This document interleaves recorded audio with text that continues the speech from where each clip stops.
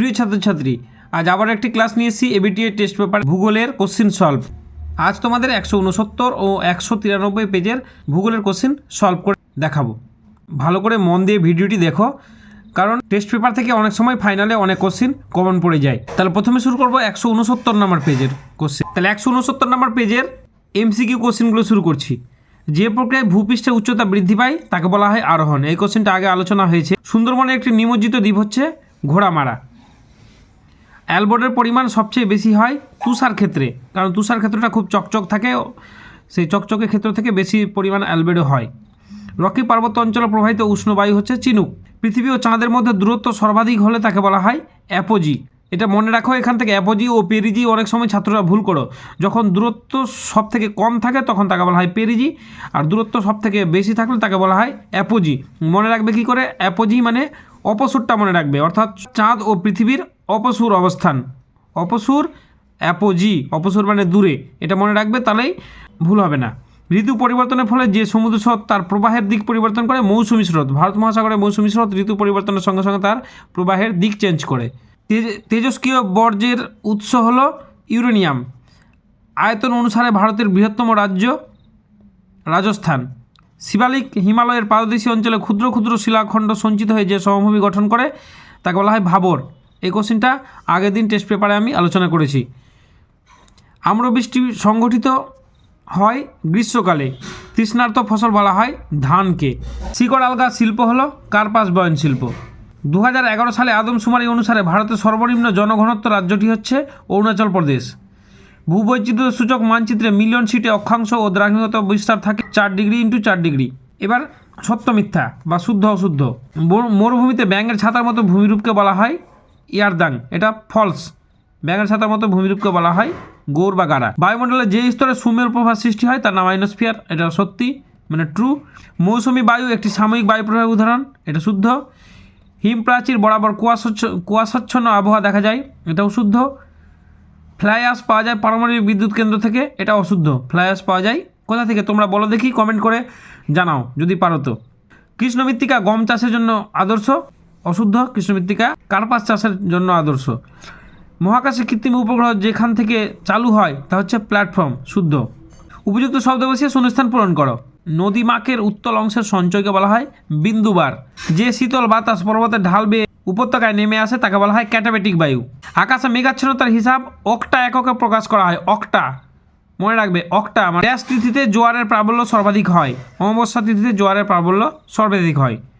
ন্যাক্স ভামিকা ও Juniper হচ্ছে ঔষধি বৃক্ষ।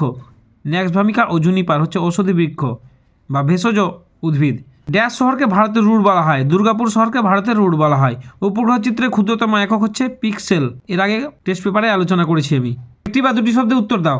সাহারায় দুটি শিব বালিয়াড়ির মধ্যবর্তী অংশকে বলা হয় করিডর। কোন স্তরকে পৃথিবীর ছাতা বলা হয়? ওজোন স্তরকে। সমুদ্রের মধ্যভাগে সৃষ্ট স্রোতবিহীন জলাবর্ত কী নামে পরিচিত? শৈবাল সাগর। আর্সেনিক দূষণের প্রভাবে কী হয়?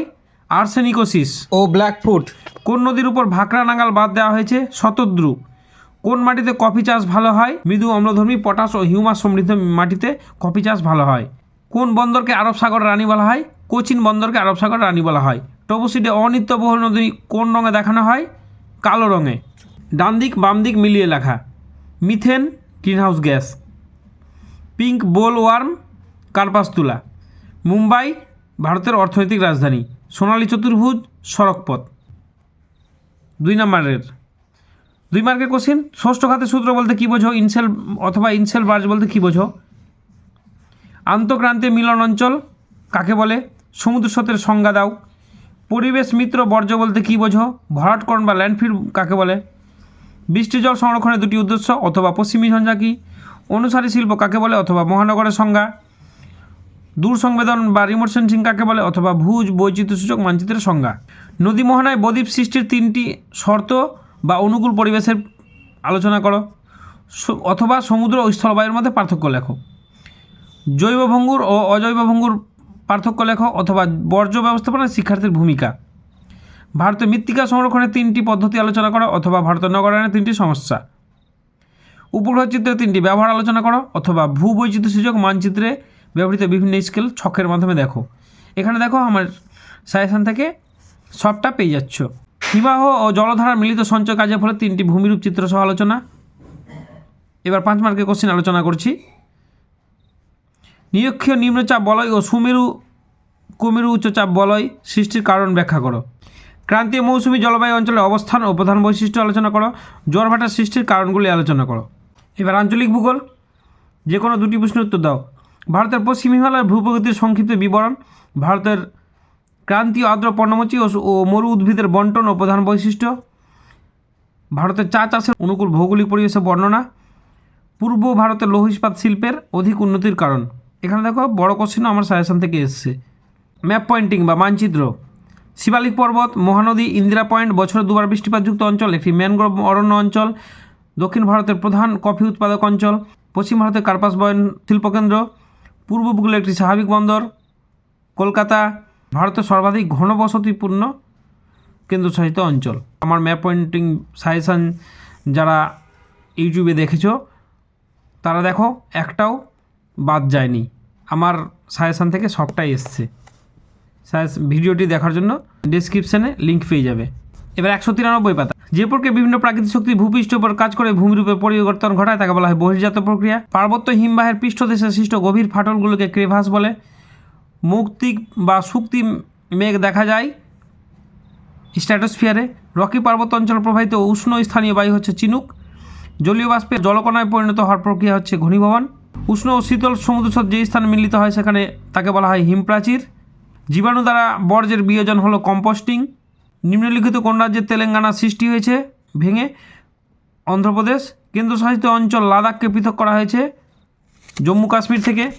ভারতের যে নদী মোহনায় কোনো বদ্বীপ নেই? নর্মদা। মৌসুমি বিস্ফোরণ প্রথম দেখা যায় কেরালায়। ভারতে মৃত্তিকা সংরক্ষণে গৃহীত একটি পদ্ধতি হচ্ছে ফালি চাষ।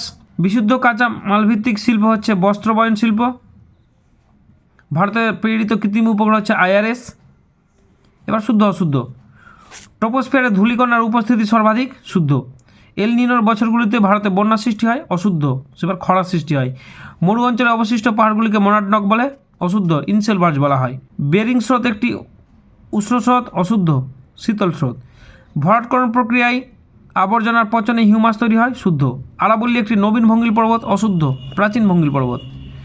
উপগ্রহ চিত্র বিভিন্ন প্রতীকের সাহায্যে ভৌগোলিক বৈশিষ্ট্য বোঝানো হয়। অশুদ্ধ। উপগ্রহ চিত্রে বাস্তব ছবি দেওয়া হয়। শূন্যস্থান পূরণ। নদী খাতে অবহর্ষ প্রক্রিয়ায় সৃষ্ট গর্তগুলিকে বলা হয় মন্থকূপ।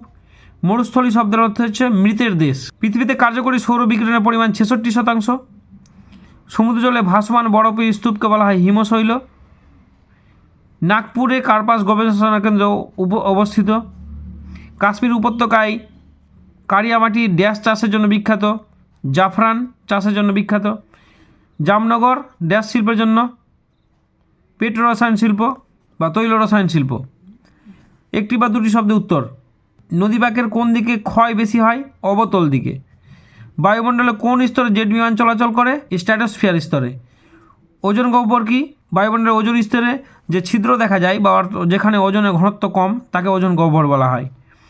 একটি তেজস্ক্রিয় বর্জ্যের নাম লেখো। পারমাণবিক বিদ্যুৎ কেন্দ্র থেকে উৎপন্ন বর্জ্য। মধ্য ভারতের একটি উল্লেখযোগ্য জলবিভাজিকার নাম বিন্ধ্য পর্বত। 2011 সেন্সাস অনুযায়ী ভারতের মহানগরের সংখ্যা 53টি। উপগ্রহ চিত্রে বনভূমিকে কী রঙে দেখানো হয়? লাল। কলকাতার জীবনরেখা বলা হয় মেট্রো রেলকে। ডান দিক বাম দিক মেলানো। লু উত্তর পশ্চিম ভারত। বায়ুর অপসারণ সৃষ্ট গর্ত ব্লো আউট। পূর্বাশা হাড়িয়া ভাঙা। ঝুম চাষ মৃত্তিকা ক্ষয়। 2 নম্বর কোশ্চেন। হিমরেখার উচ্চতা কোন কোন বিষয় দ্বারা নিয়ন্ত্রিত হয়? ঋতু অনুযায়ী, জলবায়ু অনুযায়ী, সূর্যকিরণ অনুযায়ী। ধারণ অববাহিকা কী? বৈপরীত্য উষ্ণতা কী অথবা শৈবাল সাগর কী? ভার্মি কম্পোস্টিং বলতে কী বোঝো অথবা ওয়েস্ট কী? আধি কী অথবা পর্যায় মৃত্তিকার 2টি বৈশিষ্ট্য। সোনালী চতুর্ভুজ কী অথবা উদীয়মান শিল্প কাকে বলে? পিক্সেল কী অথবা জিওস্টেশনারি উপগ্রহ কী? এরা সংক্ষিপ্ত ব্যাখ্যামূলক 3 মার্কের কোশ্চেন। গিরিখাত ও ক্যানিয়নের পার্থক্য অথবা সমুদ্র স্রোত ও সমুদ্র তরঙ্গের পার্থক্য। বর্জ্য ব্যবস্থাপনা স্ক্রাবারের ভূমিকা অথবা পরিবেশে বর্জ্য পদার্থের 3টি প্রভাব। উপগ্রহ চিত্রের 2টি গুরুত্ব আলোচনা করো অথবা TCC ও FCCর পার্থক্য। গঙ্গা নদীর গতিপথ বর্ণনা করো অথবা ভারতের কৃষ্ণ মৃত্তিকার বন্টন ও বৈশিষ্ট্য লেখো। এবার বড় কোশ্চেন, যে কোনো 2টি প্রশ্নের উত্তর দাও। হিমবাহে ক্ষয়কার্যের ফলে সৃষ্ট 3টি ভূমির চিত্র সহ বর্ণনা। বায়ুমণ্ডলে উত্তপ্ত হওয়ার পদ্ধতি। ভূমধ্যসাগরীয় জলবায়ু ও মৌসুমী জলবায়ুর পার্থক্য, পৃথিবীব্যাপী সমুদ্র স্রোতের প্রভাব আলোচনা। এবার আঞ্চলিক ভূগোল থেকে পশ্চিম হিমালয়ের ভূপ্রকৃতির বিবরণ দাও। ভারতের গম উৎপাদন অনুকূল প্রাকৃতিক পরিবেশের পরিচয় দাও।